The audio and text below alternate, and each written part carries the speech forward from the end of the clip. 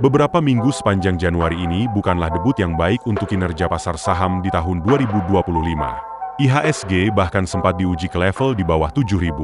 Selain gejolak di pasar global setelah pengangkatan Presiden Trump di Amerika, pasar juga belum melihat kebijakan pemerintah baru kita yang menggebrak. Apakah masih ada harapan untuk pertumbuhan di pasar saham, atau sudah saatnya mencari aset lain? Berikut ini analisis dan tips dari Irwanti, Investment Director Schroder Investment Management, Indonesia. Pasar saham Indonesia memang untuk tahun ini tidak bisa dipungkiri ketidakpastian global, faktor globalnya akan masih sangat besar ya. Apalagi kita melihat policy Trump yang baru ini seperti apa gitu. Dan memang faktor rupiah akan menentukan kinerja saham kita untuk tahun ini. Kalau memang rupiah bisa stable, sentimen terhadap pasar saham itu akan lebih baik. Tetapi kalau rupiah volatile atau terdepresiasi, kinerja saham kita untuk tahun ini tentunya akan cukup challenging. Tapi mengesampingkan faktor volatilitas global, kita lihat potensi pasar saham tahun ini sih semestinya bisa memberikan hasil yang cukup positif ya. Kenapa? Karena kalau kita lihat pertumbuhan laba dari emiten ini menjadi dasar lah ya. Kita nggak tahu faktor global ini kan berubah dengan cepat. Akan tetapi kalau kita lihat pertumbuhan pendapatan dari emiten-emiten secara rata-rata di IHSG itu masih bisa membukukan sekitar 6%. Jadi kalau kita lihat dari situ saja harusnya kalau memang rupiah stable, itu mestinya pasar saham bisa memberikan kinerja ya kurang lebih tidak begitu berbeda ya dari arah dari pertumbuhan laba emiten Indonesia.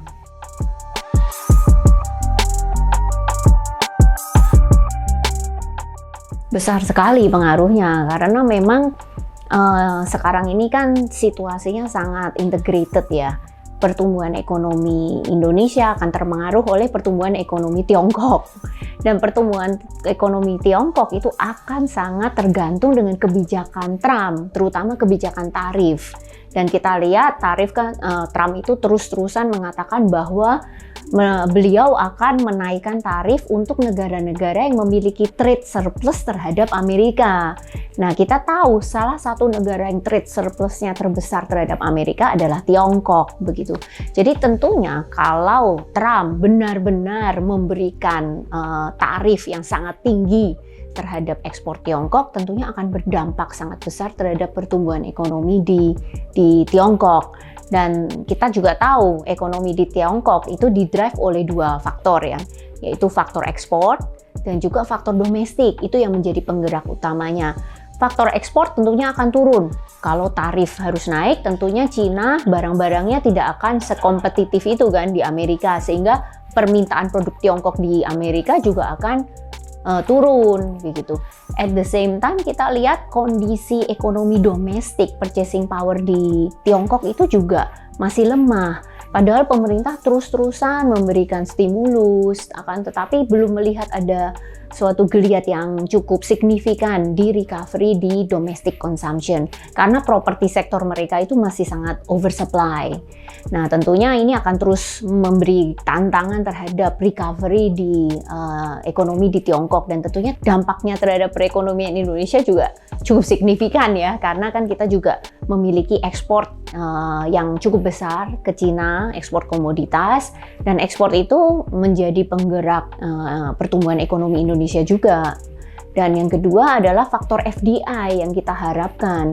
Selama ini kan kita mendapatkan banyak sekali foreign direct investment dari Tiongkok.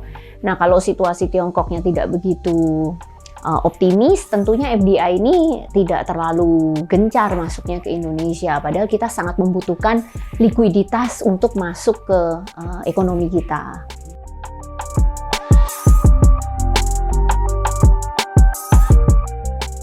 Sebenarnya gloomy juga tidak, karena menurut Schroder sendiri pertumbuhan ekonomi global tahun ini itu kira-kira global growth bisa sekitar 2,5%. Kurang lebih sama tahun lalu. Kenapa? Karena penggeraknya US ekonominya itu masih cukup resilient, masih cukup kencang gitu.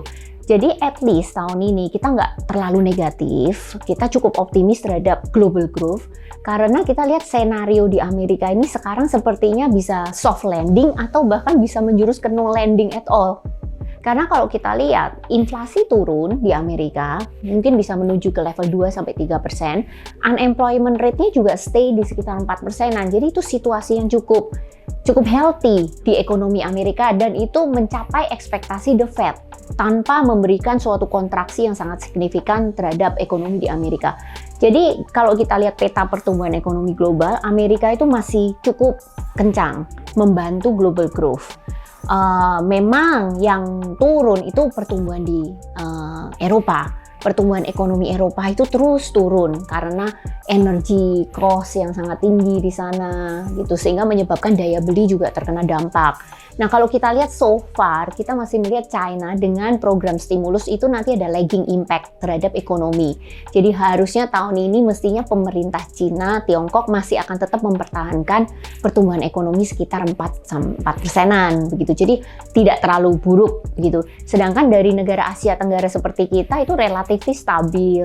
Dari India itu bisa sekitar 4%, ranging 4-6%. Jadi harusnya dari sisi global growth sih kita tidak melihat adanya kontraksi yang sangat signifikan. Karena Amerika itu sekarang majority sekali terhadap pertumbuhan ekonomi global, dan kita lihat ekonomi di Amerika itu sekarang masih baik-baik saja.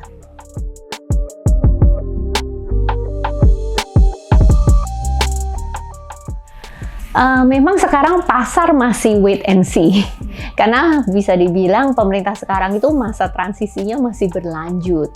Pergantian kepemimpinan di berbagai lembaga, di kementerian itu masih berlanjut.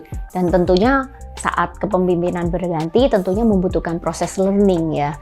Jadi hal ini masih terjadi, sehingga kebijakan-kebijakan yang keluar itu masih belum optimal. Bahkan kita masih belum melihat ada suatu kebijakan baru yang akan berjalan. Semuanya masih proses pergantian dari kebijakan lama, direview ulang, dan apakah akan stay atau akan berganti menjadi kebijakan baru. Nah, itu kita sekarang masih di fase itu. The new government now is reviewing what has been ongoing the past 5 to 10 years. And now they are thinking whether they wanna stay atau they wanna change. Nah, itu yang kita menyebabkan ekonominya seperti masih berjalan di tempat ya. Kita belum melihat adanya suatu gebrakan yang cepat.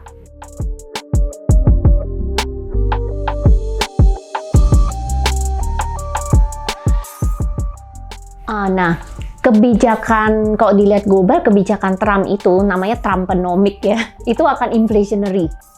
Karena ya dengan tarif ini tentunya harga nggak mungkin turun, yang ada kemungkinan harga naik gitu kan. Jadi global inflation itu akan terus terjadi. Nah, sekarang kita kembalikan ke kebijakan suku bunganya. Apakah akan terus tinggi? Most likely kalau inflation tinggi ya tentunya central bank akan sulit untuk menurunkan suku bunga. Walaupun ada beberapa central bank yang masih ada room ya. Tapi tentunya room untuk penurunan suku bunga sepertinya tidak sebesar seperti era sebelum Trump. Karena kebijakan Trump yang inflationary. Nah, dengan inflation seperti ini dan suku bunga nggak bisa turun, tentunya aset obligasi itu akan memberikan bunga yang lebih menarik. Jadi kita lihat aset obligasi itu menarik, tetapi memang hanya sebatas income stream-nya yang menarik. Untuk kita berharap kenaikan harga yang sangat signifikan di obligasi memang agak sulit. Kenapa? Karena setiap negara itu sekarang sedang melakukan yang namanya agresif spending fiskal. Nah, kalau fiskalnya mereka agresif, tentunya mereka harus meng-issue banyak sekali surat utang.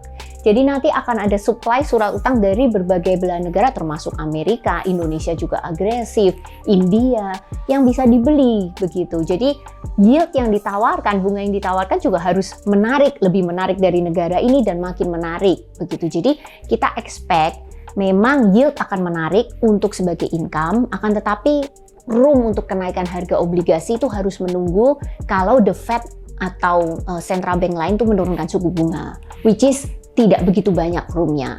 Nah, satu-satunya aset yang bisa mengalahkan inflasi ya tentunya saham. Tapi kita kembalikan lagi, kita harus lebih cermat lagi sahamnya saham negara mana begitu. Apakah saham global equity yang cenderung ke Amerika, atau saham Asia Pasifik, China yang sekarang sudah sangat murah, atau saham negara seperti Asia Tenggara termasuk Indonesia kita yang bisa dibilang juga valuasinya sangat menarik begitu. Tapi aset kelas saham tetap harus dimiliki karena itu yang bisa mengalahkan laju inflasi.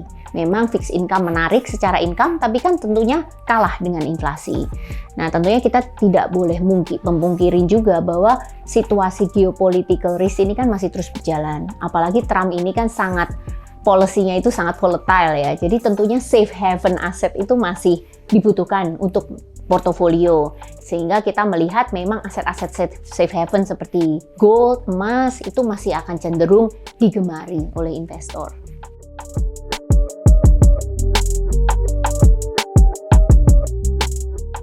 Memang sekarang global US market itu masih reasonable ya, masih cukup menarik. Kenapa? Karena kalau kita lihat earnings growth di Amerika itu masih cukup lumayan.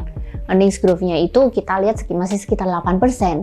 Jadi it's still an attractive market. Akan tetapi valuasi dari Mag 7 stock itu sudah cukup mahal. Dan kita lihat earnings growth-nya itu sudah agak turun. Jadi tidak sekencang seperti tahun-tahun sebelumnya.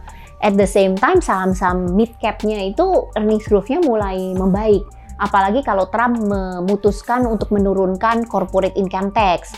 Berarti nanti emiten di Amerika earnings growth-nya akan lebih kencang karena mereka harus membayar tax yang lebih rendah. Jadi kita lihat terjadi divergen nih. Yang Mag 7 seperti Amazon, Apple, Google, Nvidia itu sepertinya udah agak crowded trade position-nya dan valuasinya mahal. Sementara earnings growth-nya agak turun, sedangkan yang bawah valuasi murah tapi earnings growth-nya pick up. Jadi terjadi mulai ada rebalancing within US equity market. Tetapi kita harus melihat juga kalau Cina berhasil dalam menstimulasi ekonominya, itu sebenarnya alfa besarnya di Cina, di Tiongkok, karena posisi investor di Tiongkok sekarang itu sangat rendah, sangat under position. Jadi alfanya itu lebih di situ.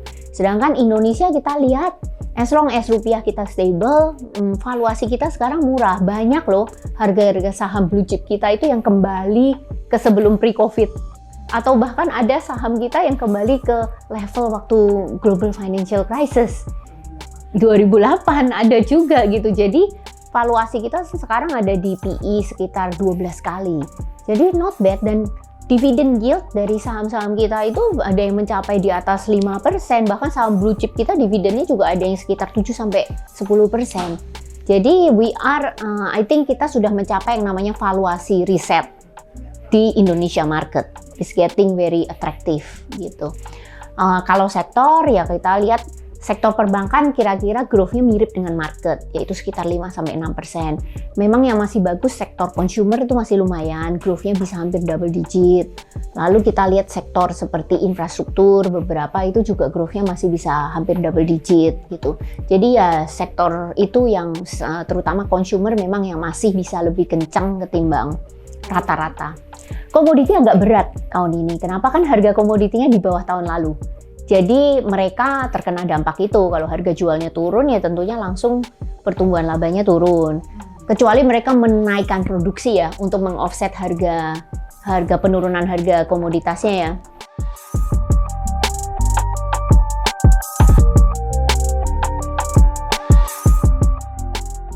Kemungkinan ya, tapi kan at the same time dia pro dengan menaikkan produksi mereka di Amerika.